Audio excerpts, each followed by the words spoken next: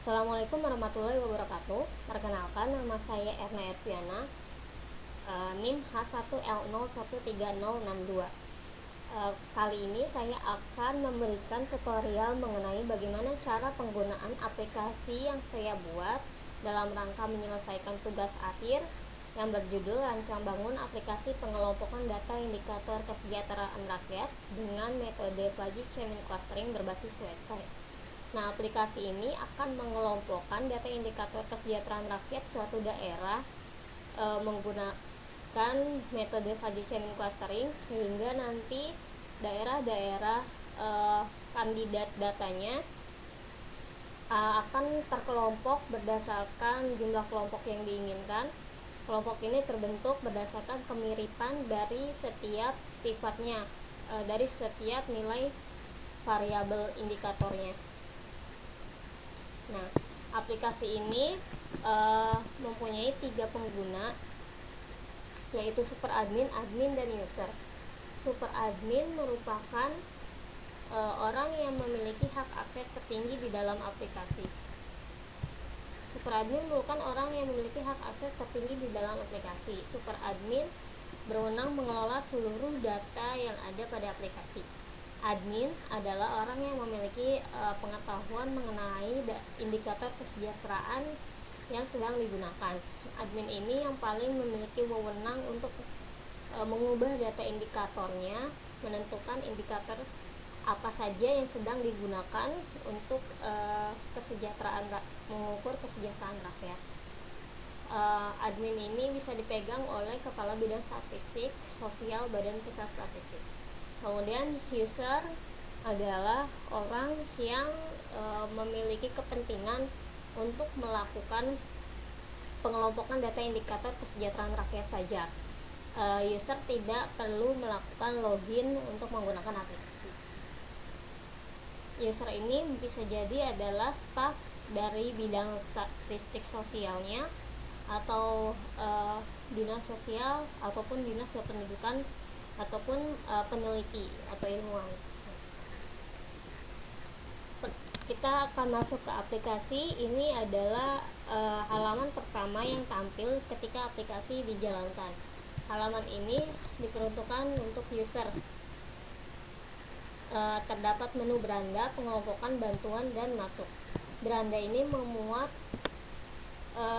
bagaimana cara melakukan proses pengklasteran.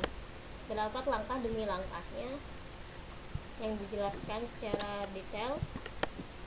Kemudian kita masuk ke menu pengelompokan. Ini adalah menu utama dalam aplikasi.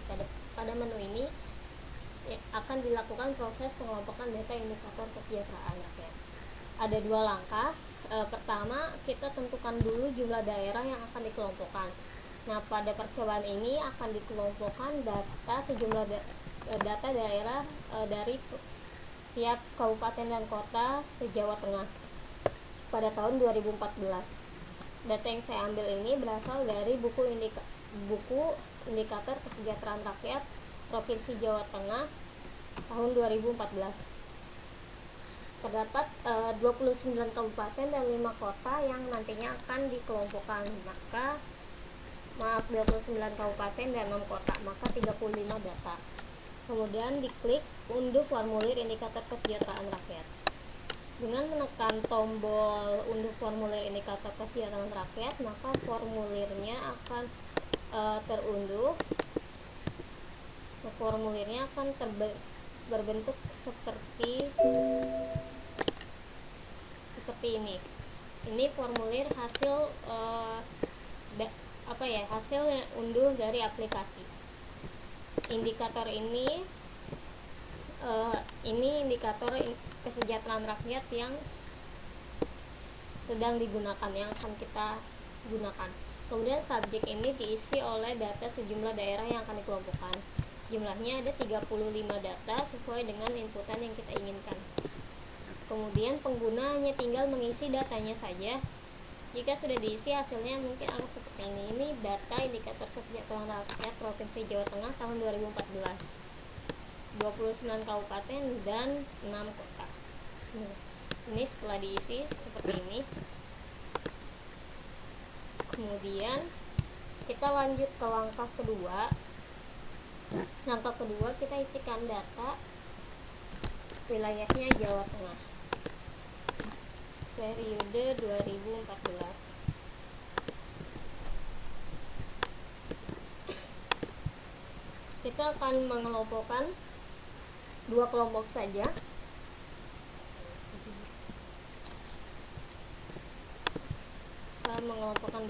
Kemudian kita upload file yang formulir tadi yang datanya telah diisi.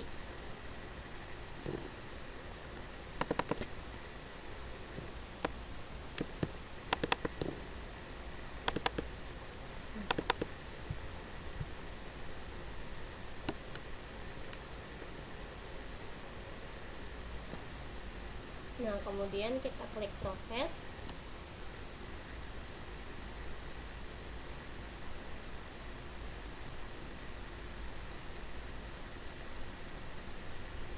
Kita tunggu prosesnya selesai.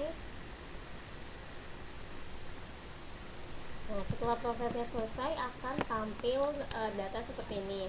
Ini adalah pusat kelompok atau pusat klaster. Ini menunjukkan pada nilai keberapa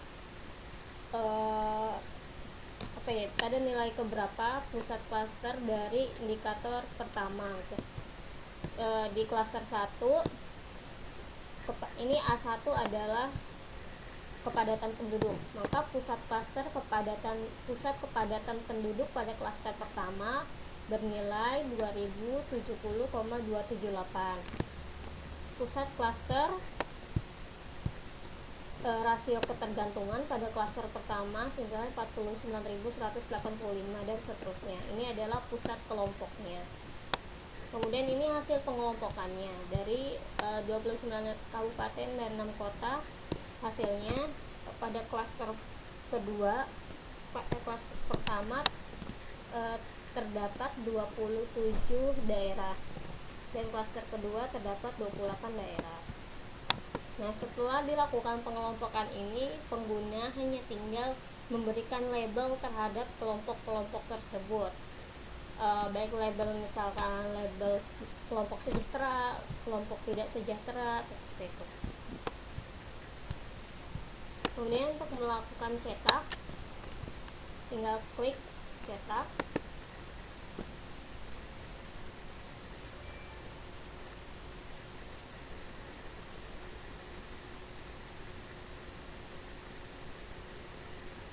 Nanti hasilnya akan tercetak melalui file PDF.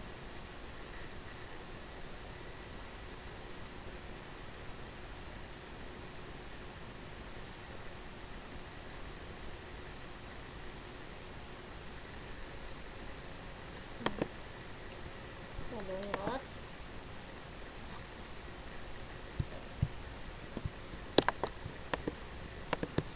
Hasilnya seperti ini.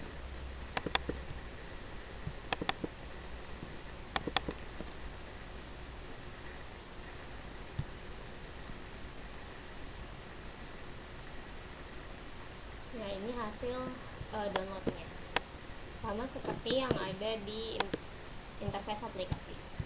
Kemudian kita lanjut ke menu bantuan. Ini akan menampilkan daftar pertanyaan dan jawaban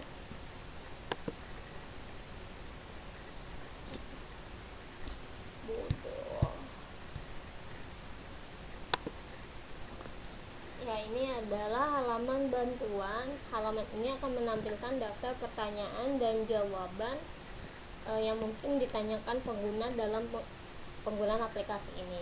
Misalkan ini, apakah itu aplikasi welfare clustering? Aplikasi welfare clustering adalah sebuah aplikasi yang dirancang khusus untuk dapat melakukan pengelompokan daerah berdasarkan kesejahteraan rakyat pada daerah tersebut. Pengguna tinggal memilih mana pertanyaan dan jawabannya yang ingin ditampilkan. Kemudian menu masuk. Menu masuk ini digunakan oleh super admin dan admin untuk dapat menggunakan aplikasi sesuai dengan hak aksesnya. Kita akan masuk ke admin dulu.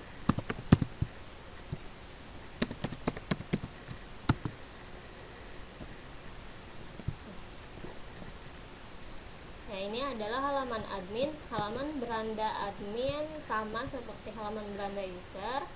Nah, admin di sini memiliki menu beranda, indikator pengelompokan, bantuan pengguna, kemudian di sini ada profil, ada keluar. Kita akan ke profil terlebih dahulu.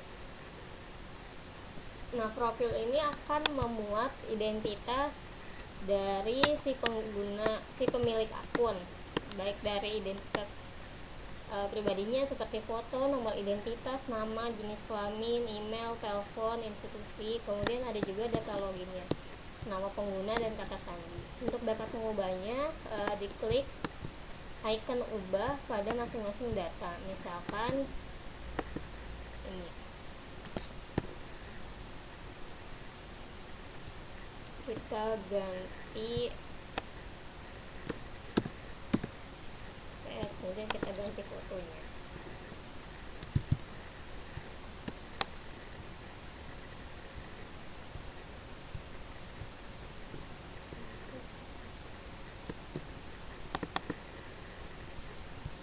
Nah, kemudian simpan. Ya, seperti itu. Data login ini ada dua pilihan, yaitu ubah nama pengguna atau ubah kata sandi. Ubah nama pengguna, kita diminta untuk menginputkan nama pengguna baru dan kata sandinya. Nah, kita ubah menjadi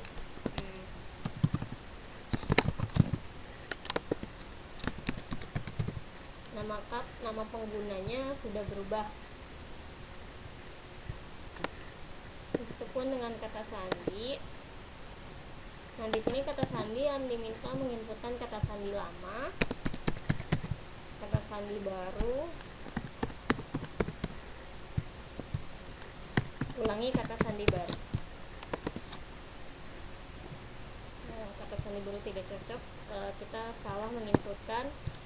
Itu artinya kita salah menginputkan kata sandi baru dan ulangi kata sandi barunya. Itu tidak sama, harusnya nilainya sama.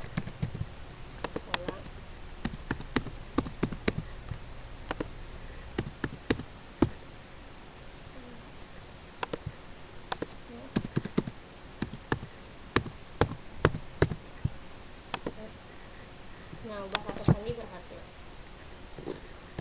Kemudian kita masuk ke menu indikator. Pada menu indikator ini, halaman ini digunakan admin untuk melakukan ubah, tambah, ubah, hapus terhadap data indikator yang saat ini digunakan. Nah, jika data indikatornya ditambah, dikurangi, maka formulir yang nantinya di-download pengguna juga akan berubah indikatornya. Nah, kita tambah.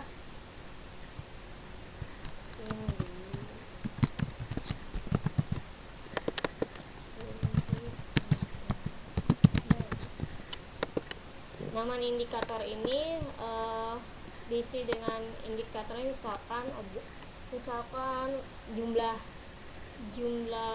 lansia, atau misalkan angka kematian bayi atau seperti itu. Terus kemudian diisikan deskripsinya. Kemudian satuannya ini misalkan kepadatan penduduk, maka satuannya adalah jiwa per kilometer persegi.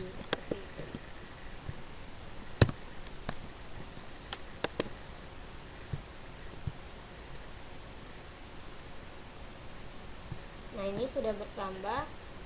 Kita ubah. Indikator baru diubah. Ubah indikator berhasil. Dan kita juga bisa melakukan hapus.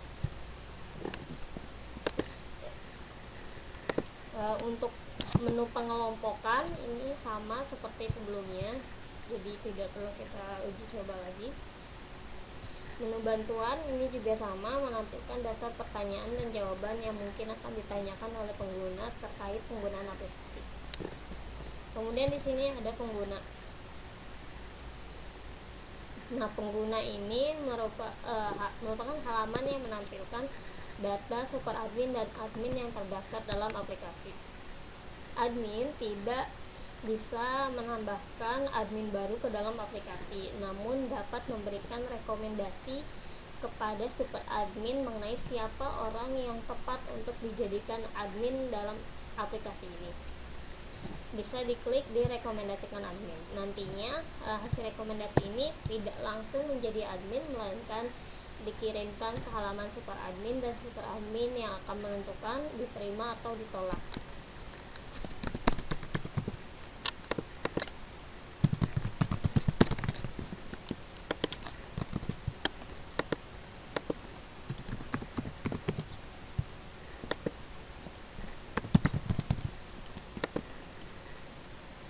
Rekomendasi berhasil. Nah, kemudian di sini juga kita bisa melihat informasi lebih lanjut mengenai pengguna yang terdaftar pada aplikasi. Tinggal diklik saja pada nomor identitasnya, maka akan tampil data lebih lengkapnya. Demikian, kemudian kita akan coba masuk ke halaman super admin. Ini untuk login ini kita bisa menggunakan nama pengguna ataupun email. Kita coba pakai email.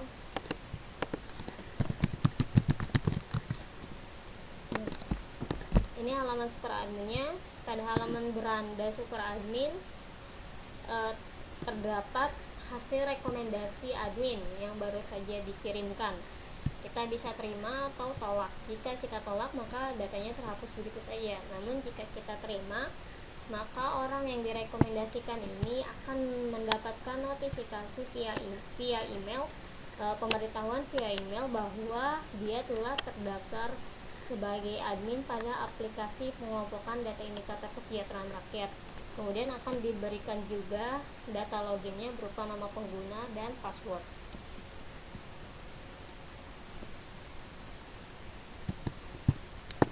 Untuk profil sama saja seperti sebelumnya, indikator juga sama, pengelompokan sama. Untuk bantuan ini berbeda. Untuk bantuan, halaman bantuan pada super admin ini digunakan untuk melakukan CRUD seperti tambah, ubah, hapus bantuan. Bantuan ini ditujukan kepada admin atau pengguna. Nah, di sini pada bantuan ini ada ada field yang berisi ditujukan kepada misal semua atau hanya admin. Kalau semua, jika semua, maka bantuan ini akan ditampilkan pada halaman user dan admin. Namun jika admin, maka user tidak dapat melihat bantuan ini karena ini hanya diberikan kepada admin.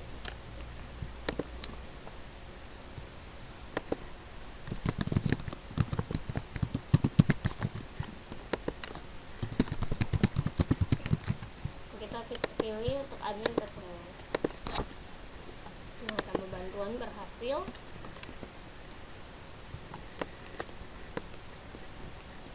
Saya bisa ubah.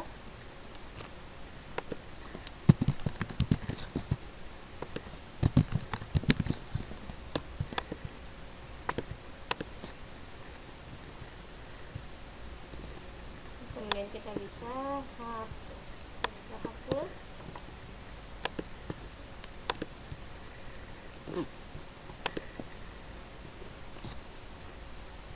Kemudian menu pengguna ini digunakan super admin untuk mengelola data pengguna. Super admin dapat melakukan lihat, tambah, ubah, hapus.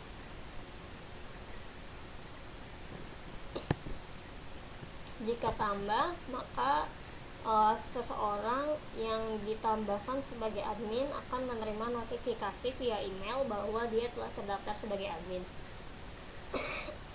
Kemudian untuk melakukan ubah, hapus, kita bisa klik pada nomor identitasnya. Nah, di sini terdapat pilihan ubah, reset login, hapus.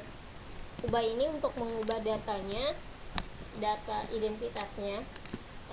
Namun kita tidak bisa mengubah data loginnya, sehingga jika pengguna yang lain itu mengalami kesulitan login, kemudian minta tolong kepada super admin untuk melakukan login.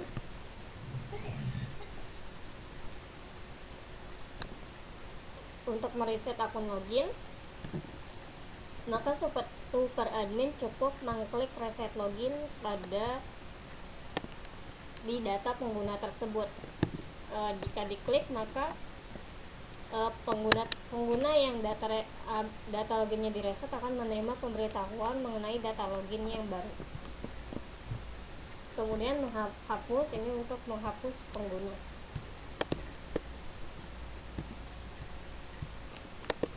Ada satu lagi fasilitas, yaitu fasilitas lupa password. Ini digunakan jika pengguna kesulitan melakukan login karena lupa kata sandinya. Untuk mengubahnya, cukup diinputkan nomor identitas yang terdaftar, kemudian email. Setelah itu akan dikirimkan password baru hasil generate dari aplikasi ke email si pengguna tersebut.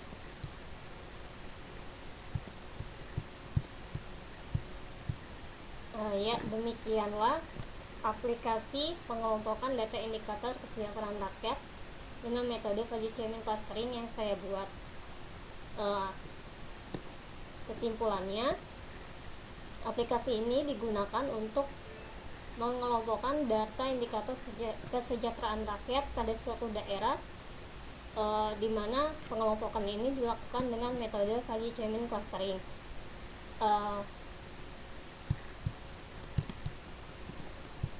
Dengan melakukan pengelompokan data menggunakan Fuzzy Chainring Clustering, maka harapannya ini dapat membantu pemerintah untuk